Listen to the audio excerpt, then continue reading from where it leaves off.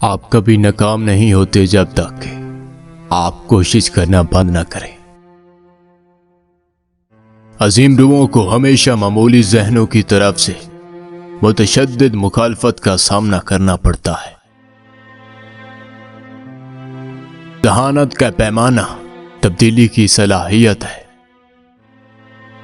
ہمارا کام خود کو آزاد کرنا ہے، تمام جانداروں اور پوری فطرت اور اس کی خوبصورتی کو گلے لگانے کے لیے ہمدردی کے اپنے دائرے کو وسیع کر کے۔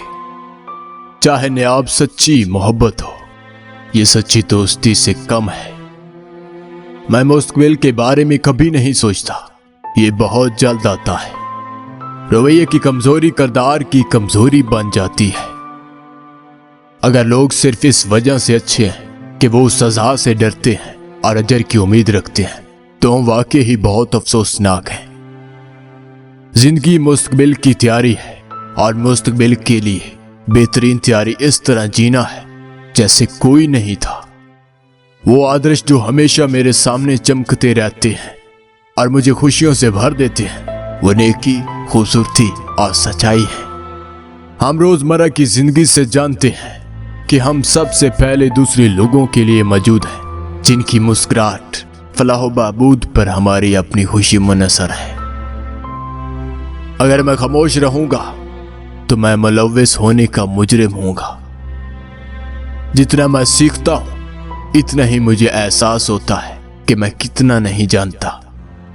تعصب کو توڑنا ایٹم سے زیادہ مشکل ہے۔ دن میں کم از کم ایک بار اپنے آپ کو سوچنے اور خواب دیکھنے کی آزادی دیں۔ سیکھنا تجربہ ہے، باقی صرف معلومات ہے۔ ضمیر کے خلاف کبھی کوئی کام نہ کرے، چاہے ریاست اس کا مطالبہ کرے۔ کاش کہ کہیں عقل مند اور نیک نیت لوگوں کے لیے کوئی جزیرہ موجود ہو۔ ذہانت معلومات کو ذخیرہ کرنے کی صلاحیت نہیں ہے، بلکہ یہ جاننا ہے کہ اسے کہاں تلاش کیا جائے۔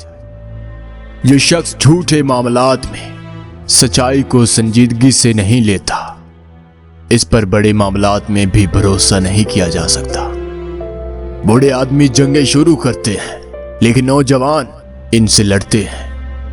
سچائی وہی ہے جو تجربے کی کسوٹی پر کھڑی ہوتی ہے۔ میں 99 بار سوچتا ہوں اور کچھ نہیں ملا، میں سوچنا چھوڑ دیتا ہوں، خاموشی میں تیرتا ہوں اور سچ میرے سامنے آتا ہے۔